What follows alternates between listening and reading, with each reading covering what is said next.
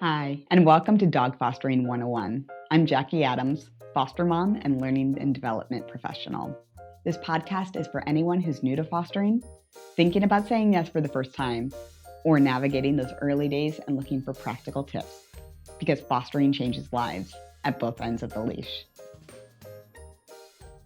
Welcome to Foster Fast Track, where we offer quick, practical episodes designed to help you become a more confident foster, one small skill at a time. Today, we're talking about something every foster, including me, has done without realizing it: the small human habits that accidentally confuse or overwhelm dogs. Most of these come directly from Patricia McConnell's work in The Other End of the Leash, a book that explores how humans act like primates while dogs act like canines. And when these worlds collide, we sometimes send signals we never meant to send. So in this episode, I'm going to walk you through 5 common mistakes fosters make without realizing it. The primate behavior that stresses dogs out, and the really simple tweaks that can make communication smoother and calmer when it comes to our canine friends. Let's go ahead and dive in. Mistake number 1, approaching dogs the human way. So we're primates. We tend to approach straight towards someone face to face and make direct eye contact.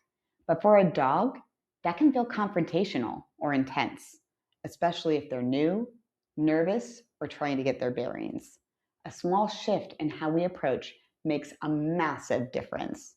Instead of walking right up, try angling your body slightly to the side, softening your eyes, and if you're interacting with a new fosterer, letting them come to you first.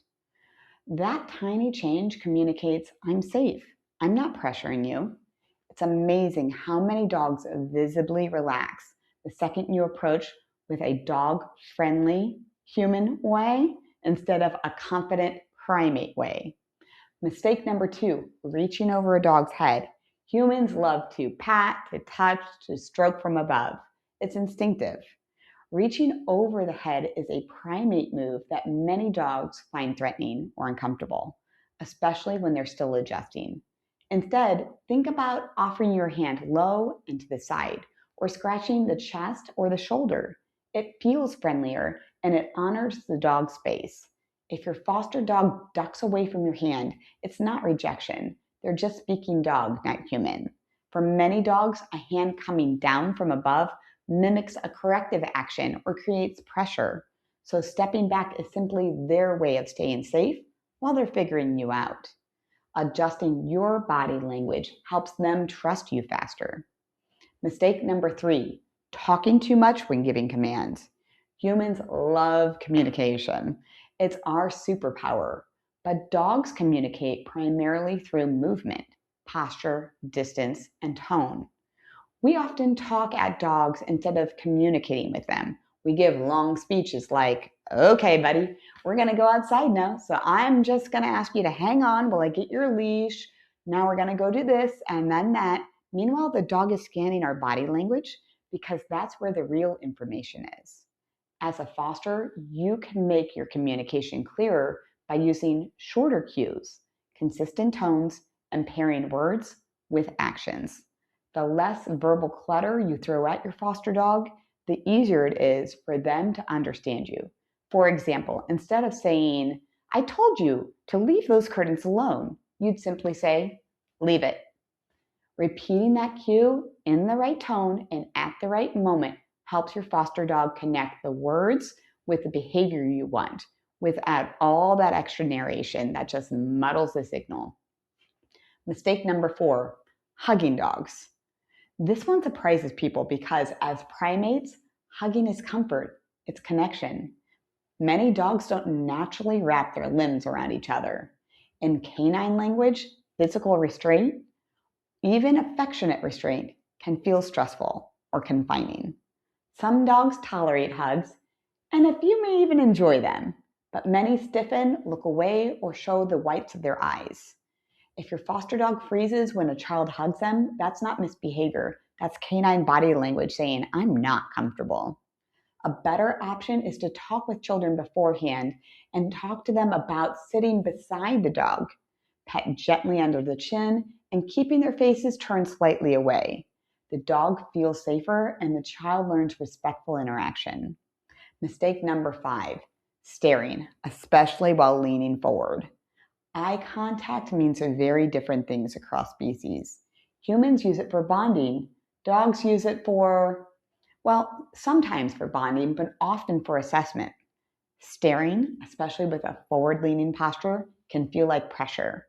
When you're trying to reassure a nervous foster dog, soften your gaze, blink slowly, and angle your body.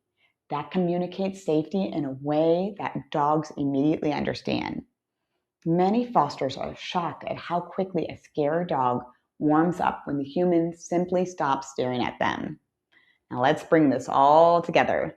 The big theme behind these 5 mistakes is that dogs and humans are speaking different native languages. We're primates, they're canines.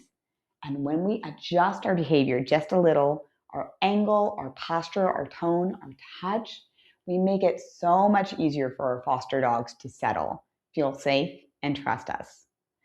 Before we wrap up, let's do a quick recap of the 5 common mistakes and the fixes. Instead of approaching head on, switch to a slight angle and softer eyes. Instead of reaching over the head, pet from the side or the chest. Instead of talking too much when giving commands, keep cues short, pair words with clear movement. Instead of trying to hug a foster dog, teach kids and yourself gentler side-by-side contact. And instead of staring, soften your eyes and give the dog space to breathe. These tiny adjustments come straight from Patricia McConnell's research into how dogs read human behavior, often better than we read theirs. And the more we learn to communicate in dog-friendly ways, the more successful and joyful fostering becomes. And if this topic opened your eyes even a bit, I'd really encourage you to tune in for my upcoming interview with Patricia McConnell. We'll dig deeper into how dogs understand us and how fosters can use that knowledge to make those first days smoother and less stressful. Patricia McConnell also has a brand new mystery novel coming out on February 24th called Away to Me. It follows Maddie McGowan, a dedicated dog foster whose quiet sheep farm and her relationship with a troubled foster dog pull her into a gripping investigation after a friend's death at a sheepdog trial. If you enjoy Patricia's insights into canine behavior, this story weaves that same wisdom into a compelling, character-driven mystery. If you love stories about canine behavior and real human drama, you'll want to pre-order it, and I'll share that link in the show notes below.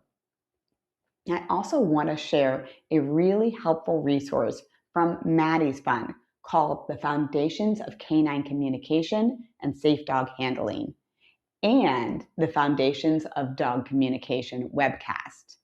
These are especially helpful for new foster parents who want to feel confident and prevent issues by understanding what dogs are trying to communicate and how to respond.